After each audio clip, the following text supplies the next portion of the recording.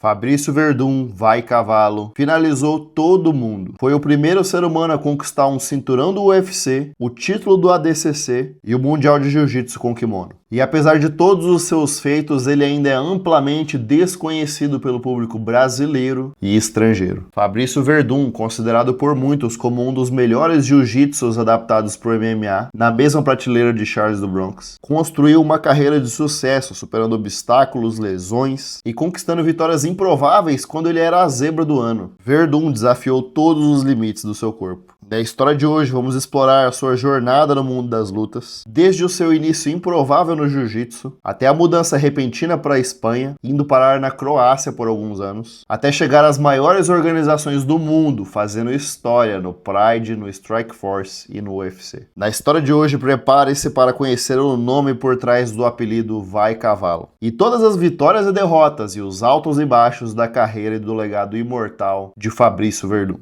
Nascido em Porto Alegre, no Rio Grande do Sul, Werdum começou a treinar jiu-jitsu após ser humilhado e estrangulado com um triângulo pelo ex-namorado da sua então namorada da época. Ele começou a treinar com Márcio Corleta na academia de Porto Alegre, Winner Betting. Foi apenas com 17 anos que ele chegou à Espanha para se juntar à mãe, que havia se mudado alguns anos antes para a cidade de Madrid. Com 17 anos, logo após a sua chegada à Espanha, ele ainda era apenas um faixa roxa e já começou a ensinar jiu-jitsu brasileiro em Madrid e outras cidades da Espanha para ganhar dinheiro. E apesar de na época treinar apenas com faixas brancas e azuis, ele se tornou campeão mundial, sendo promovido ao posto de faixa preta após apenas 3 anos pelo mestre Silvio Bering. E foi após o sucesso com o jiu-jitsu de kimono e no jiu-jitsu sem kimono que Werdum começou a sua carreira no MMA. Diferente de muitos brasileiros que começam as suas carreiras no Brasil e fazem lutas em eventos menores do país, Werdum começou a sua carreira no MMA lutando no Millennium Brown e no World Absolute Fight, eventos respectivamente da Inglaterra e do Marrocos. E foi apenas na sua quarta luta que Werdum estreou em território brasileiro na primeira edição do Jungle Fight. Em setembro de 2003, Werdum pegou o futuro lutador do UFC, Gabriel Gonzaga, que também estava em comecinho de carreira e os dois eram bem novos na época. E apesar do Werdum dessa época ser bastante cru na trocação e não ser ainda um lutador completo, tendo como sua principal arma a luta agarrada, o grappling e as suas finalizações, mas nessa noite Werdum cansou Gabriel Gonzaga e contra todas as chances ele obteve sua primeira vitória por nocaute no terceiro round. Um ano depois, na edição número 2 do Jungle Fight, Werdum lutou novamente, dessa vez contra Ebenezer Fontes Braga, e obteve mais uma vitória por nocaute no segundo round. E foi justamente nesse momento da carreira que Fabrício Werdum recebeu uma proposta um tanto quanto inusitada. Naquele mesmo ano de 2006 aconteceu o Grand Prix peso pesado do Pride Championship. E o lutador que estava voando no Pride, nocauteando todo mundo com os seus chutes letais de perna esquerda, era o canhoto croata Mirko Filipovic, o Crocop. E foi então, em 2006, que um Crocop no auge, que viria a se tornar o campeão do Grand Prix peso pesado de 2006. E em parte isso aconteceu porque Fedor Emelianenko estava machucado e não participou do Grand Prix, mas foi nessa época que o croata convidou Fabrício Werdum para ser o seu sparring e treinador oficial de Brazilian Jiu-Jitsu, oferecendo a Werdum na época não apenas um salário de 5 mil euros por mês, mas também tendo que morar na capital da Croácia, em Zagreb,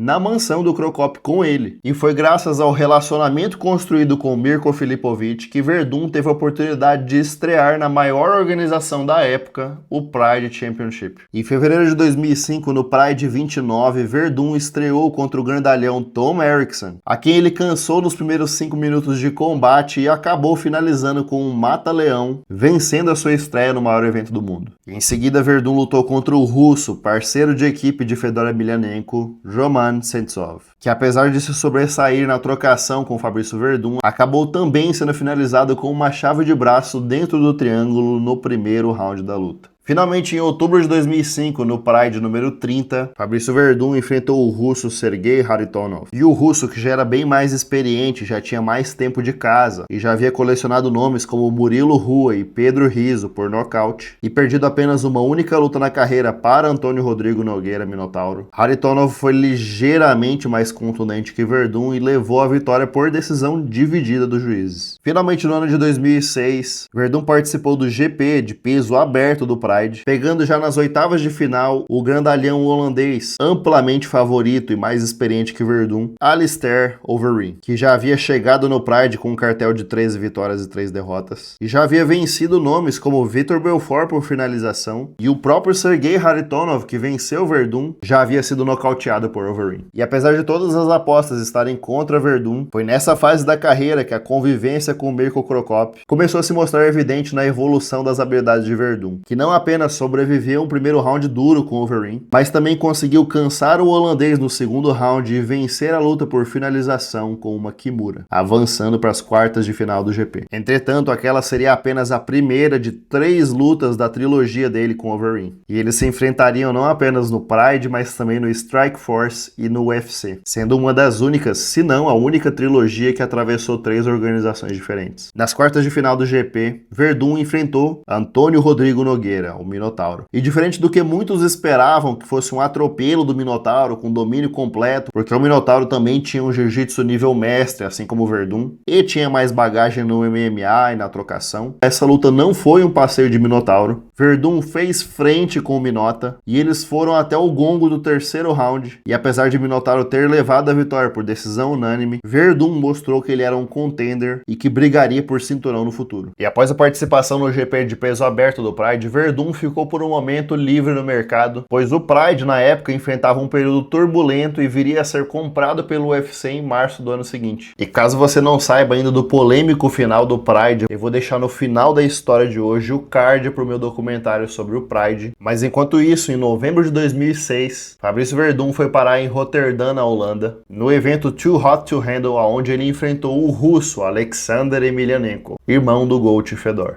E apesar de ser um nocauteador nato, Alexander não foi páreo para o grappling de Werdum, que acabou finalizando com um katagatame já nos 3 minutos do primeiro round. E foi com a virada do ano de 2006 para 2007 que o UFC finalmente comprou o Pride no mês de março. E foi assim que nessa época aconteceu um grande êxodo dos lutadores que estavam no Pride e foram em massa para o UFC. Dentre eles estavam os parceiros de treino Fabricio Werdum e Mirko Filipovic. E na edição 70 do UFC, em abril de 2007, Werdum estrearia no UFC já pegando uma pedreira com o ex-campeão peso pesado, o bielorrusso Andrei Arlovski, que naquela noite foi melhor que Werdum, que não se deixou dominar pelo grappling do brasileiro, foi mais efetivo no combate e frustrou a estreia de Werdum no UFC. No ano seguinte, Werdum, que havia assinado um contrato de 4 lutas com o UFC e estreado com derrota, precisava fazer o nome dele nas próximas lutas para se aproximar do sonho de se tornar campeão mundial. E foi já no mês de janeiro que Werdum deu a largada nocauteando pela segunda vez Gabriel Gonzaga, dessa vez já no segundo round de forma impiedosa. E após conquistar mais uma vitória por nocaute em junho de 2008 contra Brandon Vera, que Werdum enfrentaria o seu futuro rival Júnior Cigano dos Santos. Entretanto, para infelicidade do Werdum, aquela seria a estreia de Cigano no UFC, e ele acumularia dali em diante 9 vitórias consecutivas na divisão, conquistando o cinturão mundial em cima de Caim Velasquez e defendendo contra Frank Mir. Infelizmente para o Werdum, naquela noite ele seria apenas o primeiro desses 9 pregos, sendo nocauteado em apenas 1 minuto e 20 segundos de luta. E foi graças a esse início de carreira no UFC nada empolgante, com 2 vitórias e 2 derrotas, que Fabricio Werdum foi parar no Strikeforce, evento que na época era um dos únicos que fazia frente com o UFC, onde Werdum estreou com finalização por guilhotina contra Mike Kyle,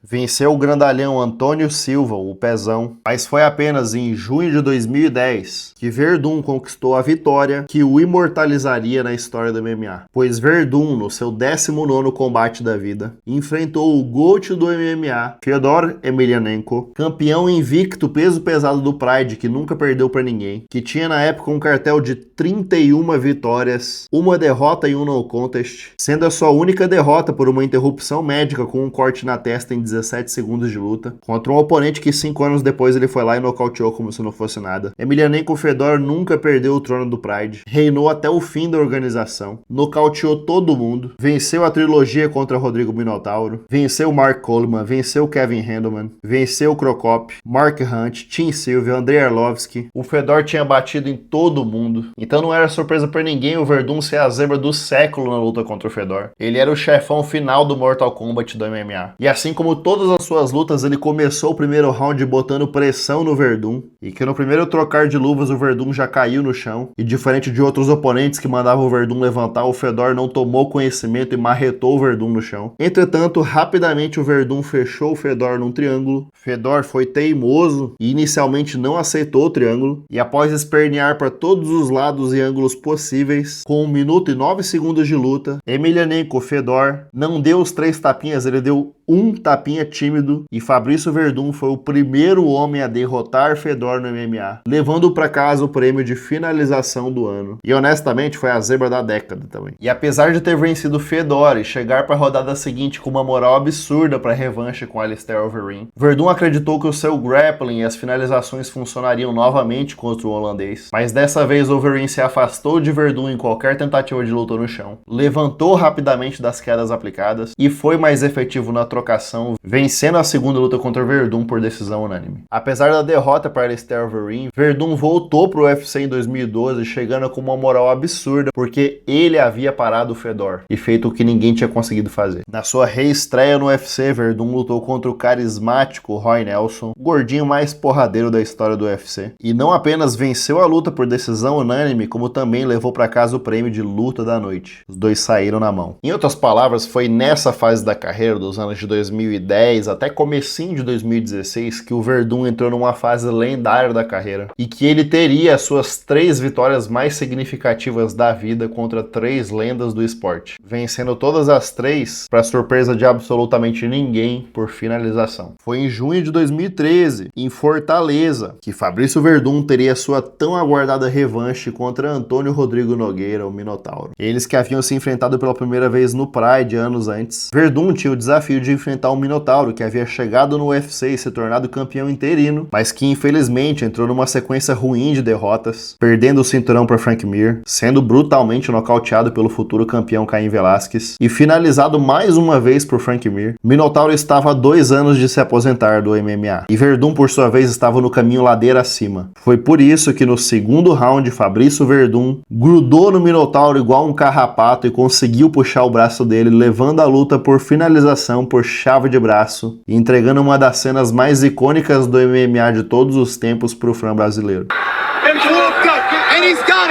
Foi na rodada seguinte que Werdum teria o seu primeiro de 2 combates contra o grandalhão Travis Browne. Luta essa que seria um title eliminator pela vaga de desafiante número 1 ao título peso pesado. Quem reinava na época era o campeão Caim Velasquez, e o vencedor de Werdum e Browne teria a oportunidade de sair na mão com ele. Felizmente para o Brasil naquela noite, Werdum dominou Travis Browne, não apenas com seu grappling, mas também na luta em pé. Acertou as melhores mãos, quedou diversas vezes Travis Browne, que tinha uma das melhores defesas de queda da época, e por 5 rounds fez parecer fácil a luta com Travis Browne. E agora, sem mais delongas, estava na vez do Werdum de sair na mão com Caim Velasquez e disputar o cinturão mundial peso pesado, certo? Errado. Se você assistiu o documentário da semana passada sobre Caim Velasquez, você viu que foi nessa época aqui da carreira dele que ele começou a enfrentar uma série de lesões em tudo que é canto do corpo. Lesão no joelho, lesão no ombro, lesão nas costas. Vou deixar o card para esse documentário aqui no final da história de hoje também. Mas foi devido a esse contexto que Caim Velasquez não defendeu o seu cinturão contra o Werdum, e em vez disso, o UFC criou o cinturão interino peso pesado, que foi disputado entre Werdum e o neozelandês Mark Hunt. E em novembro de 2014, foi aqui, meus amigos, que o Werdum deu aula pro Mark Hunt, desceu-lhe uma joelhada gostosa que levou o Mark Hunt à lona e nocauteou ele com soco atrás de soco aos 2 minutos do segundo round, levantando pela primeira vez um cinturão de campeão mundial do UFC. Entretanto, esse título ainda era, por enquanto, interino. E a gente sabe que tem o gostinho do cinturão indiscutível, do cara poder falar que ele é o campeão linear, o campeão de verdade do UFC. E a oportunidade do Werdum de fazer isso acontecer viria 7 meses depois, na cidade do México. Como nós sabemos, o Caim Velasquez tem ascendência mexicana, né? O pai dele era imigrante ilegal que casou com uma americana, chegou nos Estados Unidos, se estabeleceu ali na Califórnia, Califórnia, aquela coisa toda. Então, em teoria, o Cain estava lutando em casa e o Verdun era o visitante. Mas nós sabemos que Cain Velasquez não mora na cidade do México, que fica a mais de 2.000 metros acima do nível do mar. Quem chegou um mês antes da luta para treinar a cidade do México e se acostumar com o ar rarefeito foi o Verdun. Velasquez chegou menos de 2 semanas antes da luta. Então, pela primeira vez na vida, Cain Velasquez não estava com todos os ventos a seu favor, já estava se recuperando de lesão do ano anterior, estava numa cidade com ar rarefeito que ele não estava acostumado a treinar ali, e pegou o nosso vai cavalo que chegou num time gigantesco e entregou a melhor luta da vida dele contra o Cain.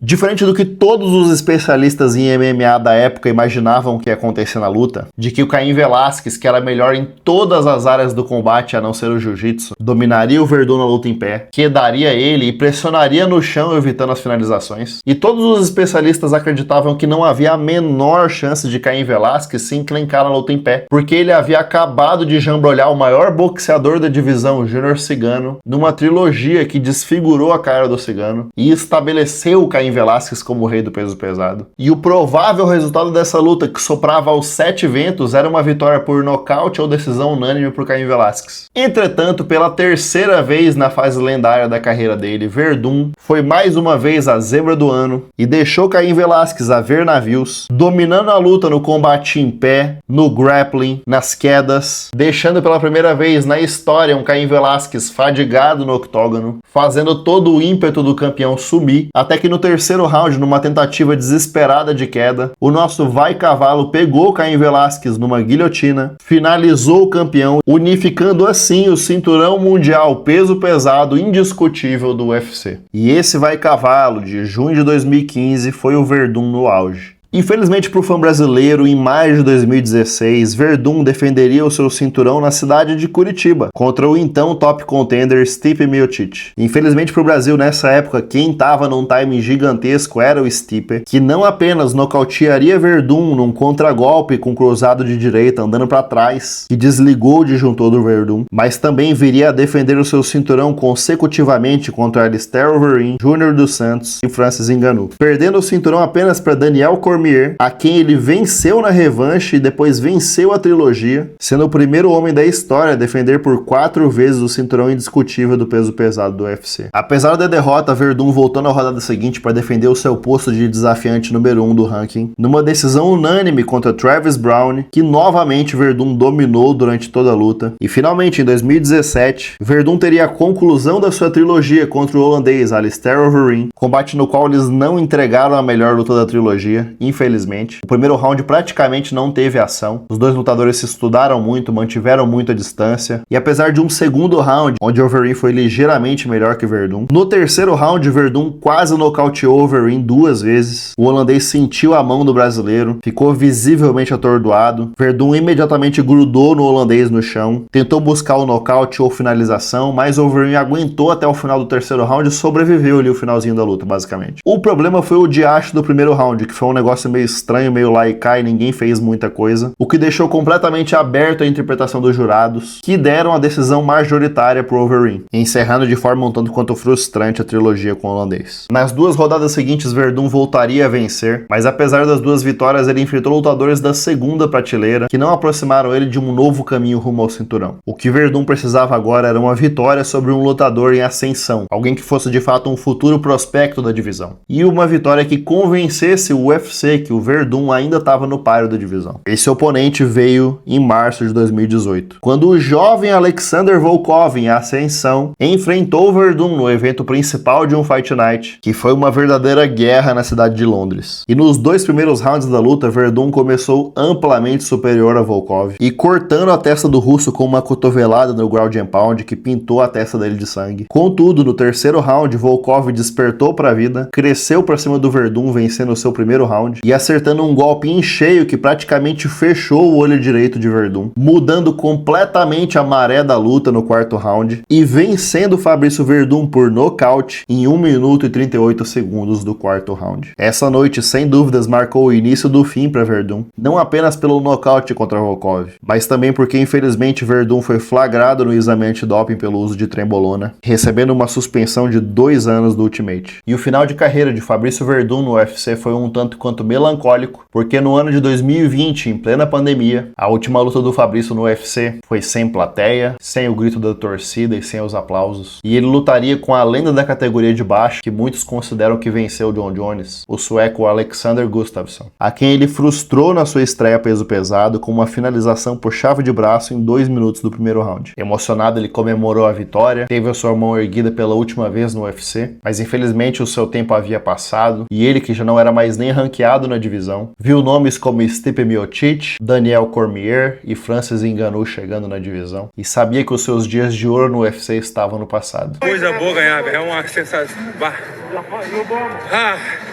3 anos após deixar o UFC, Werdum assinou com a Gamebred FC para uma única luta marcada contra o seu rival Júnior dos Santos, o Cigano. Luta na qual o Cigano era amplamente favorito, porque seria um combate sem luvas, na modalidade Bare Knuckle, que favoreceu o striking poderoso de Cigano. E a preparação mental e física para esse último combate foi registrado no canal do YouTube de Fabrício Werdum, no documentário Acima da Dor, onde a gente viu um Fabrício Werdum possivelmente na melhor forma da carreira, e apesar de estar lutando na época com seus então 46 anos de idade, Werdum e Cigano travaram uma verdadeira guerra nesse combate, que aconteceu no dia 8 de setembro de 2023. E Fabrício Werdum, que havia se preparado tanto para essa luta e que havia acabado de fazer frente contra Cigano nos primeiros 2 rounds, que entrou pro combate com o dedo do pé quebrado e epicondilite forte no braço. Werdum disse no intervalo do segundo pro terceiro round pro seu mestre Rafael Cordeiro que não conseguia mais seguir em frente. E quando o mestre sinalizou pro árbitro que iria parar a luta, Werdum subitamente mudou de ideia e falou: não, eu vou lutar. Entrou pro terceiro round, saiu na mão mais uma vez com o Cigano, no round que possivelmente foi o mais equilibrado da luta. E para surpresa de todos, o Werdum não apenas saiu na mão com o boxeador Júnior Cigano, mas também o resultado da luta foi uma vitória do Cigano por decisão dividida. Um dos jurados deu a luta por Werdum. E foi assim que aos 46 anos de idade, Fabrício Werdum saía de mais uma guerra com a certeza de que ele amava essa vida. Fabrício Werdum não é apenas um campeão de MMA, ele é um ícone de um homem que foi o melhor do mundo no que fazia e ao mesmo tempo absolutamente nunca se levou a sério. Ele que ao mesmo tempo conseguia ser uma máquina de matar e uma criança de 1,93 de altura. A sua trajetória não só representa a ascensão do jiu-jitsu no MMA, mas também a persistência e superação. Werdum finalizou Alistair Overeem, finalizou os irmãos Alexander e Fedor Emelianenko, finalizou Antônio Rodrigo Nogueira Minotauro, finalizou Caim Velasquez e Alexander Gustafsson. E apesar de ter um dos currículos mais impressionantes da história do peso pesado do MMA, Werdum é amplamente desconhecido pelo público. Mesmo nos momentos difíceis de sua vida, Werdum nunca desistiu de lutar, tanto no octógono quanto fora dele. Ele entregou momentos icônicos da história do esporte, como o bate-boca histórico que nós tivemos em 2017 no UFC 216, onde ele mandou Tony Ferguson pra puta que pariu em 3 línguas diferentes. Esse vídeo, que por sinal viralizou no YouTube na época, pegou milhões de visualizações. Fala com o cara aí, vai tomar teu cu, meu. Tá muito cheio da onda o cu do cachorro, vai tomar teu cu. Quando eu estou hablando, necessita cállate. Es tu problema, cállate tu puta madre, maricón. No, a mí no me digas así, cabrón, no me vengas a hablar así, que no es así que funciona, Tu vas a hablar así con tu división, conmigo no vas a hablar así, maricón. What I want to say is fake. Não, vai te fuder, vai tomar no teu cu, vai te fuder. É isso aí, vai te fuder, não, comigo tu não vai falar assim, ó, seu merda. Não entende, vai tomar no teu cu, é isso aí, ô palhaço. Tu é um palhaço, rapaz, tu é um cu de cachorro, rapaz. Cállate um caralho, vai tomar no teu cu, palhaço. É, isso aí é o cu de cachorro, não tem esse negócio aí comigo. Comigo vai falar com a tua divisão, assim, ô palhação. What the fuck you want? Não vai falar, eu não vai falar. Quem é o pau no cu? You and your punk ass. Não, teu cu, pau no cu, vai te fuder, comigo tu vai falar assim, ô palhaço. Big guy, right? Big guy, é isso aí mesmo. Não, falei que não. É um cu de cachorro. Later, buddy. Aí. Esse pau no cu. Comigo não vai falar assim, ó. Hey, have fun fighting my undercard. Comigo não, maricão. Maricão de merda. Comigo não vai falar assim, maricão. É isso aí, vai te fuder. I don't understand you. What the fuck are you talking about? Shut up before I ankle pick you. Vai te fuder o pau no cu. Anyways. Fala assim, palhaço. Anyways. Palhaço, caralho. Anyways. Caralho. Precisamos dar um pau nesse merda aí. Esse pau no cu do caralho aí. Vai tomar teu cu, palhaço. Ele que tornou a marca registrada dele, o pisão lateral na cara no começo da luta, que quase levou o Travis Browner de Vasco na luta deles. Fabrício Werdum era tão superior no chão que por muitas vezes ele simplesmente sentava no chão e sorria para o oponente e falava: vem filhão, por favor. E ele pode até ter sido nocauteado por 3 vezes na carreira, mas ninguém nunca finalizou ele no MMA e os que tentaram foram frustrados. A sua jornada é exemplo de dedicação, e coragem. Coragem de ser por 3 vezes na carreira a zebra do ano e ter a sua mão levantada. E por isso o legado de Vai Cavalo, Fabrício Werdum, será lembrado como o campeão peso pesado mais improvável da história do UFC. Na história da semana que vem você vai conhecer o homem que destronou o Fabrício Werdum, o bombeiro americano, filho de pai croata, Stipe Miocic. Lembrando que os membros do Clube da Luta que apoiam mensalmente este canal receberão esse vídeo com antecedência. O vídeo da semana que fica disponível para o público geral sempre na sexta-feira às 18 horas, geralmente fica pronto bem antes disso para os membros do clube. Então se você quiser acessar a história da semana que vem antecipadamente, basta clicar aqui embaixo em Seja Membro e se inscreve no canal para o YouTube te avisar quando sair vídeo novo. Sexta-feira que vem tem mais e eu te vejo do outro lado.